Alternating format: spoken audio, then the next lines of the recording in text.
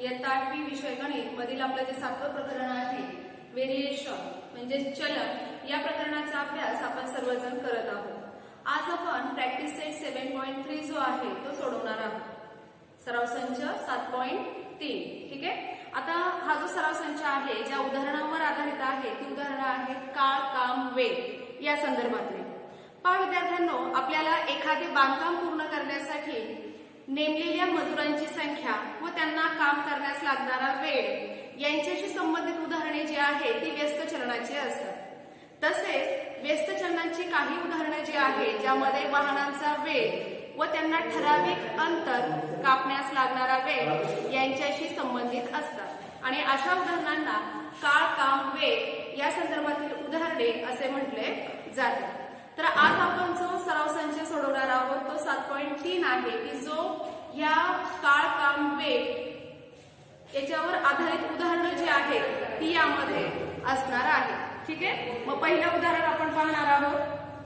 पहिलं उदाहरण आहे पहा, या ठिकाणी तुम्हाला खालीलपैकी कोणती उदाहरणे व्यस्त चलनाची आहेत असं विचारलेलं आहे। पहा, पहिला प्रश्न आहे खालीलपैकी कोणती उदाहरणे व्यस्त चलनाची म्हणजेच इन्व्हर्स व्हेरिएशनची आहेत हे या ठिकाणी विचारलेले आहे।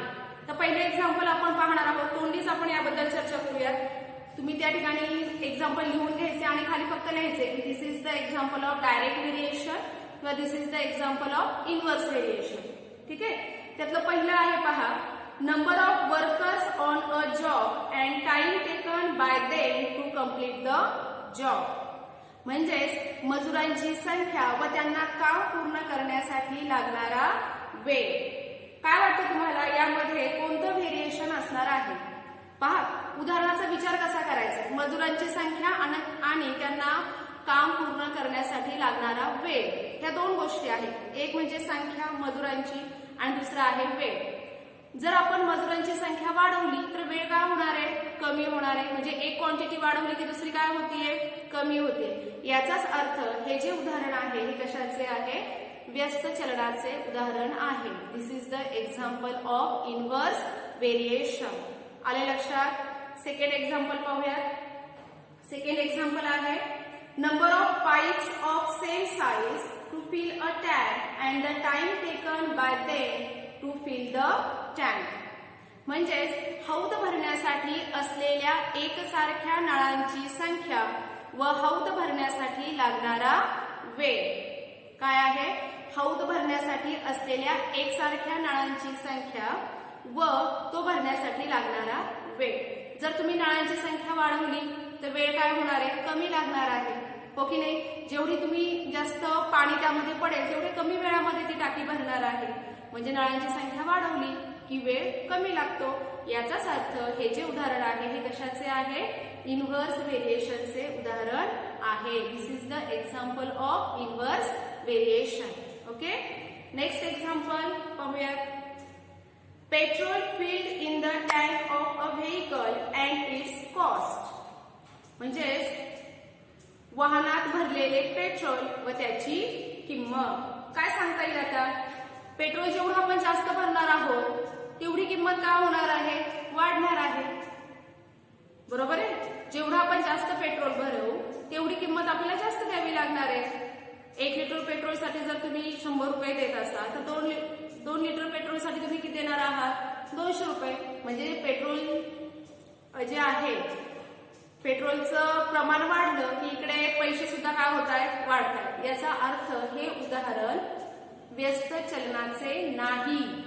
व्यस्त चलनामध्ये एक क्वांटिटी वाढली की दुसरी कमी होते, हो की नाही? आणि समचलनामध्ये एक क्वांटिटी वाढली की दुसरीही वाढते। म्हणजे हे जे उदाहरण आहे हे कशाचे आहे? समचलनाचे किंवा डायरेक्ट व्हेरिएशनचे आहे। हे आपल्याला या ठिकाणी लक्षात घ्यायचे आहे। ठीक आहे। चौथे एक्झाम्पल आहे पहा, area of circle and its radius. वर्तुळाचे क्षेत्रफळ व त्या वर्तुळाची त्रिज्या। त्रिज्या वाढली की वर्तुळाचा काय होतो? आकार वाढतो। म्हणजेच काय? वर्तुळाचे क्षेत्रफळ वाढत जाते। म्हणजेच त्रिज्या वाढली की वर्तुळाचे क्षेत्रफळ वाढते। याचाच अर्थ असा होतो की हे जे उदाहरण आहे हे सुद्धा डायरेक्ट व्हेरिएशनचे उदाहरण आहे। This is the example of direct variation. आले आले लक्षात? म्हणजे ते इन्व्हर्स व्हेरिएशन नाही. This is an example not of inverse variation. म्हणजे इन्व्हर्स व्हेरिएशनचे एक्झाम्पल नाहीये, याचाच अर्थ ते डायरेक्ट व्हेरिएशनचे एक्झाम्पल आहे. आले लक्षात? आता दुसरा प्रश्न आपण पाहणार आहोत. जर 15 मजुरांना एक भिंत बांधण्यास 48 तास लागतात, तर 30 तासात ते काम पूर्ण करण्यासाठी किती मजूर लागतील?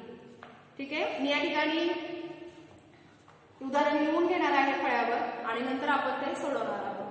If 15 workers can build a wall, if second example आहे बघा. If 15 workers can build a wall. If 15 workers can build a wall in 48 hours, in 48 hours, how many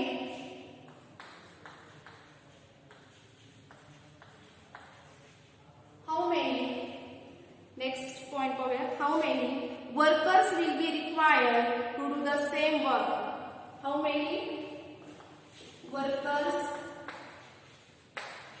will be required to do the same work?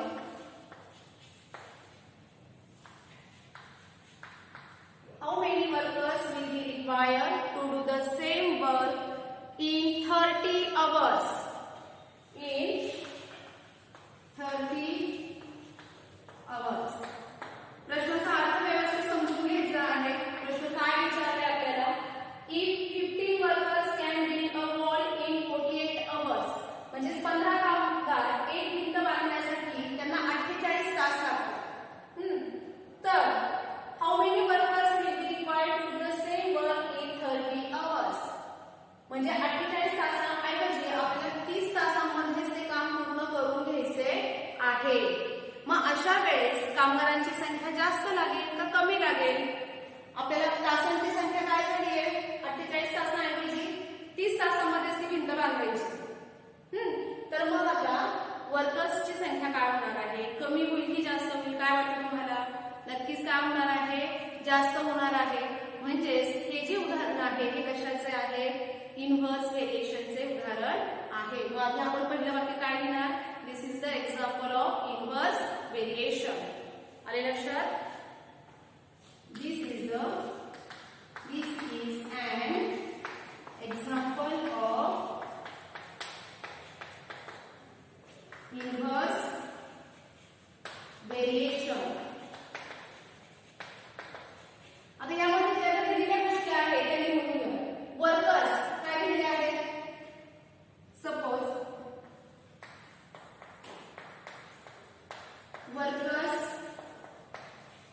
वर्कर्ससाठी आपण x मानूयात.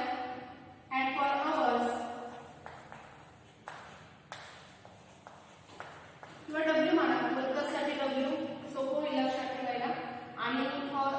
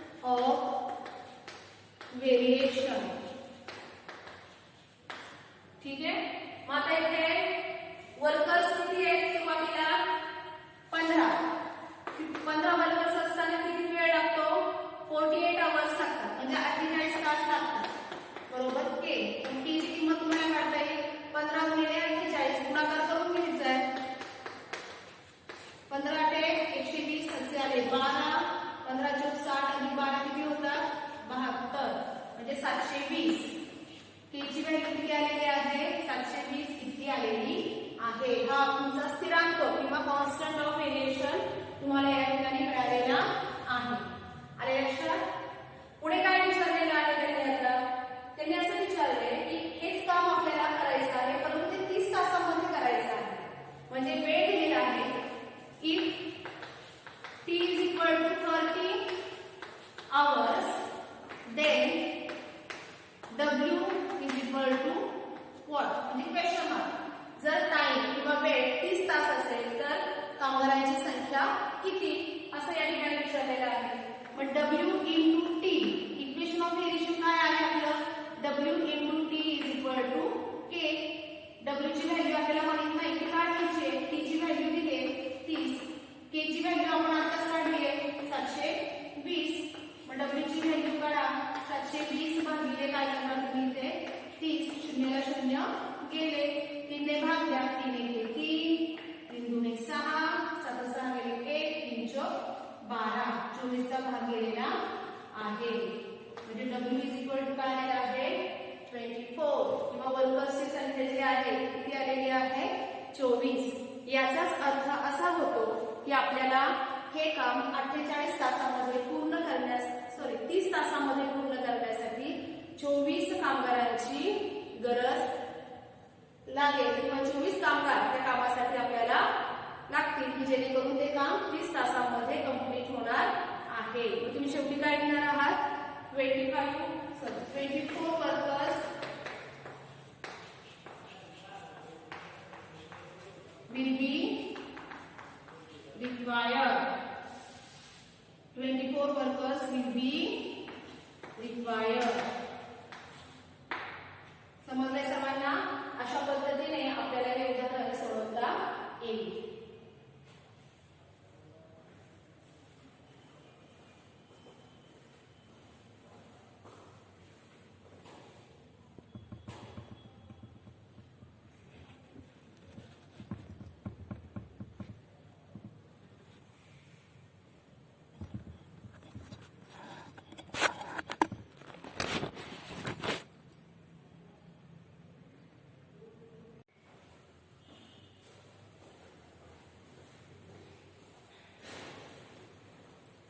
दुसरं example पाहूयात विद्यार्थ्यांना. आता दुसरं म्हणजेच practice set 7.3 मधनं तिसरं आहे हे, आणि जे वर्ड प्रॉब्लेम आपण सोडवतो तो दुसरा आहे.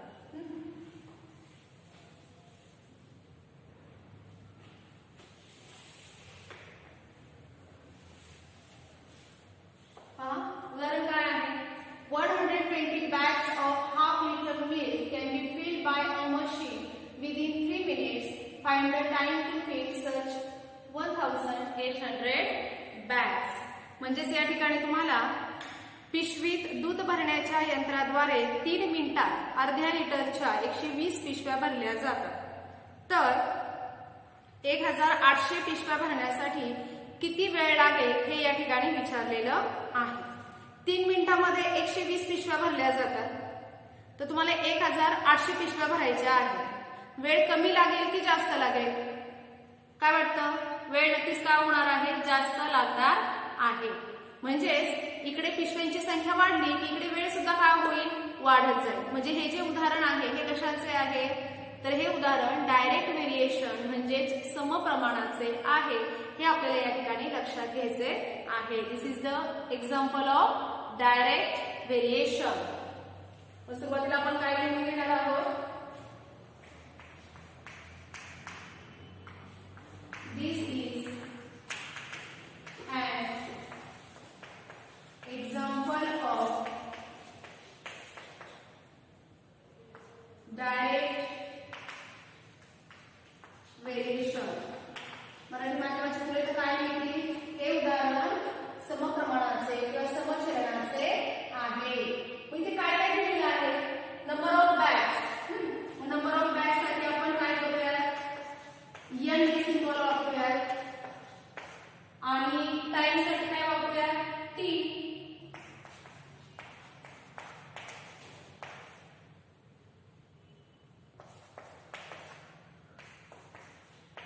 For number of bags, small n, and for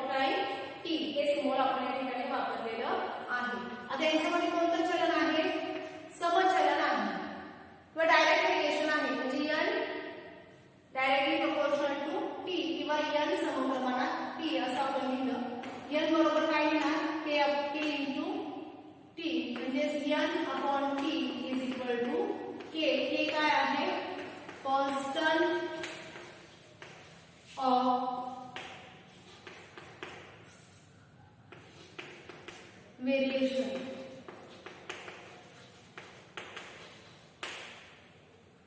आता इथे सुरुवातीला n ची किंमत किती दिली आहे पहा.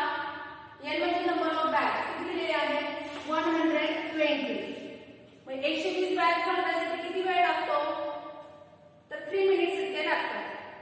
फीड बाय मशीन किती 3 मिनिट्स. किती मिनिटं लागतात 3. यावरून k काढता लागतात. 3 1 3 3 चौक 12. उत्तर काय आलेलं आहे k is equal to 40. k ची व्हॅल्यू किती आली इथे 40 इतकी आलेली आहे. तुम्हाला विचारलंय काय अशा किती बॅग्स भरायच्या आपल्याला 1800. If n is equal to 1800 then t is equal to काय म्हणजे जर n ची संख्या 1800 असेल तर t बरोबर किती हे आपल्याला या ठिकाणी काढायचे आहे.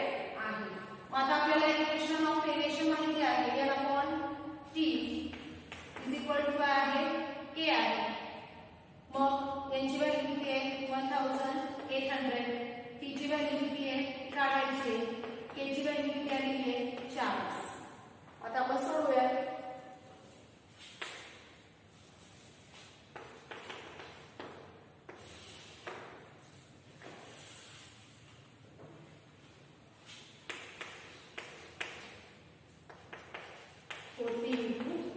एका बाजूला ठेवूया 1800 अपॉन 40. 0 0 कॅन्सल झाले. 4 ने 180 ला भागाकार.